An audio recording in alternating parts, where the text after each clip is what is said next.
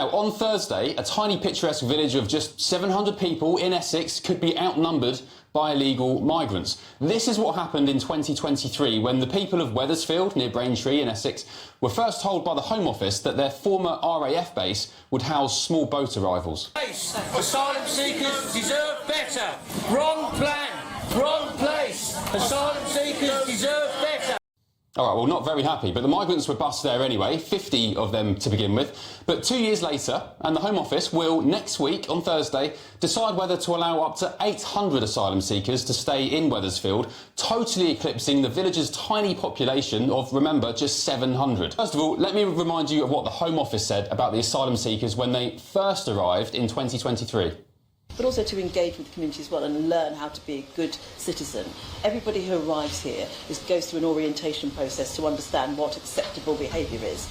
We know that they've been through quite a lengthy journey and they're in a new environment. So how have they been fitting in? Have they been good citizens? The Daily Express reported this week how one asylum seeker broke free from a medical professional looking after him and attacked his elderly father's moving car while one of his daughters was inside. Another neighbour said there were a lot of fights. We hear ambulances and police cars going there quite a lot. And locals also said groups of up to 20 migrants regularly roam the private country roads around Wethersfield, as seen from the CCTV of one house here. You can see the group walking up the lane, leaving many people, including women, afraid to leave their homes. What have you seen with regards to the reports this week about migrants roaming the lanes and so on? Yeah, they roam the lanes, they've got a lot of rubbish along the roads and everything. They defecate down by the lane.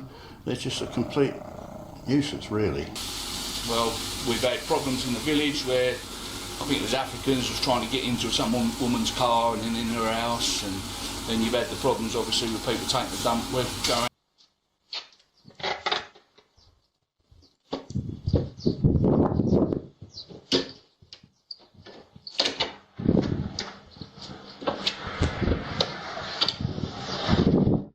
Men from faraway lands, we don't know who they are, trying to get into people's homes. Down to the base itself and found two women in a van dishing out what I later understood to be clothes and hats to the migrants. Hi, how's it going? Ben from GB News, how are you? Are you serving coffees? Is there any chance of getting a coffee, please? Are you saying don't talk? Would you like a very quick chat with us? Just want to know what's going on here. Where are you from, by the way? Do you mind me asking?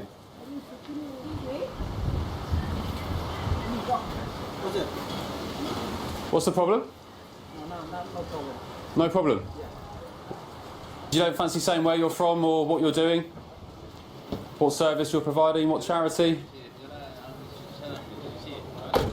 I later discovered the two women there, the white British women, or English, I guess, from their language, were from Care for Calais, the NGO that supports migrants as they make their journey to Britain. And when they left, one of the migrants they were telling not to speak to me did decide he wanted to talk.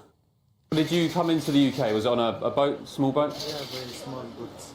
And do you mind me asking how much you paid the gangs? How many thousands? I don't know. I don't know. Did you pay? I don't pay another person. I don't pay another person. Another person. Okay. So that guy there said he didn't pay, someone else did. He later said he didn't know how much or, how it was facilitated. So my big question is, who did pay? And who pay? Who did pay? And how many of these thousands of young men from war-torn countries who are meant to be poor, managing to get hold of £5,000, £6,000, £7,000 together to pay smuggling gangs? Are any of them paying? How do they get the money? Because this is industrial level people smuggling going on, yet it appears these guys have access to more money than most normal Brits do. Migrants themselves aren't happy. This was them previously protesting about being cold and having slow internet.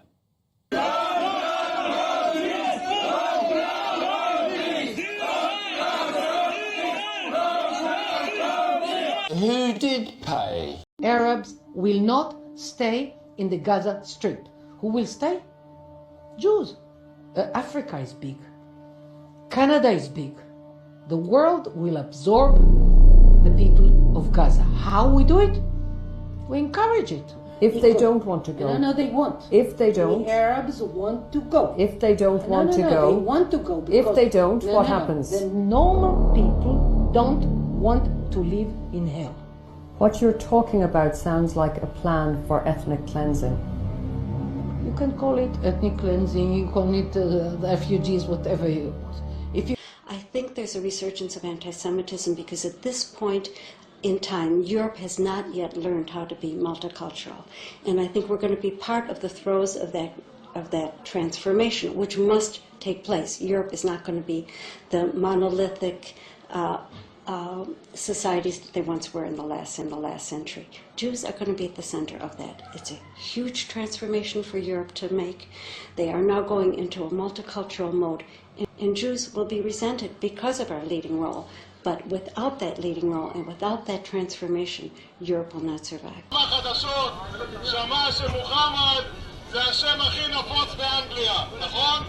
אז אנחנו רוצים שזה יהיה השם הכי נפוץ באנגליה ושיהיה המון מוחמד באנגליה, בשוודיה, בצרפת, לא פה, זה מה שאנחנו רוצים